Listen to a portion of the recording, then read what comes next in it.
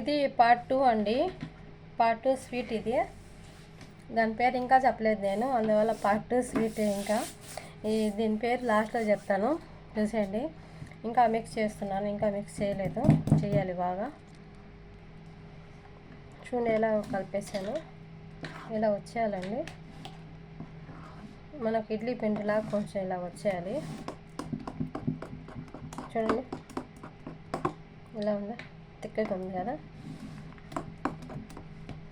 దీంట్లో ఇది తహిన్ అండి. ఈ తహిను ఇది బటర్ లాగా అండి, చాలా టేస్ట్గా ఉంటుంది. మెయిన్ చాలా చాలా టేస్ట్గా ఉంటుంది. ఇలా అప్లై చేసేయాలి మొత్తం అండి. ఈ తహిన్ని ఇలా అప్లై చేయాలి. తర్వాత మేము మిక్స్ చేసుకున్నాం కదా, ఇది దీంట్లో వేసుకోవాలి. ఫుల్గా వేసుకోకూడదండి. ఇది కొంతమందికి లావుగా ఉంటే ఇష్టం ఉండదు, కొంతమంది పలసంగా ఉంటే ఇష్టం ఉంటుందండి. నేనైతే కొంచెం పలసంగా చేసుకున్నాను, ఎందుకంటే మా ఇంట్లో కొంచెం పలసంగానే తింటారు, లావుగా తినరు.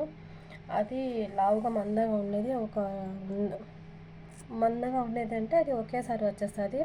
నేను ఇది 2 స్టెప్పులుగా చేస్తున్నాను కాబట్టి ఇది పైన కింద వేస్తానండి మొత్తం. ఇది అంటే మధ్యలో నేను చెప్పాను కదా, అది జుబన్ అనేది, అది జుబను, అది క్రీమ్, అది పెడుతున్నాను దీని మధ్యలో.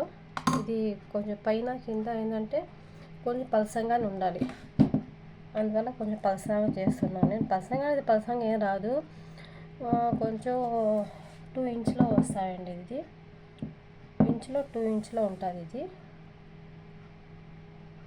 ఇలా అప్లై చేసుకొని దీనికి ఓవెన్లో పెట్టేయాలండి.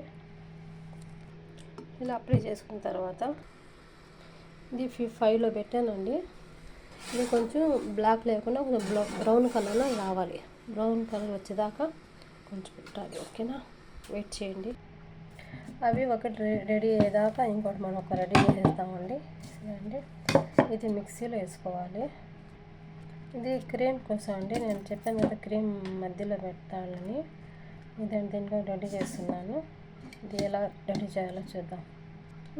చూడండి వచ్చేసింది, వేసేసాను. ఒకటి వేసానండి. దీనికి చక్కెర అండి, కొంచెం చక్కెర వేస్తున్నాను, ఓకేనా. ఇక్కడ కొంచెం చక్కెర వేస్తున్నా. తర్వాత మిల్క్ పౌడర్ అండి, ఒక 2-3 స్పూన్లు వేస్తున్నాను, ఓకేనా. ఇది జుబన్ అండి, జుబన్ కేరీ చెప్పాను కదా, ఇది జుబన్ కేరీ అండి. ఇది జుబన్ కేరీ ఒక 5 వేస్తున్నాను జుబన్ కేరీ.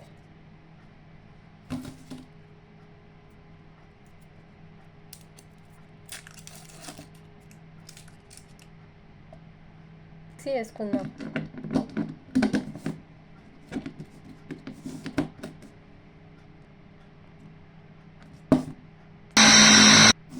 చూడండి రెడీ అయిపోయిందండి.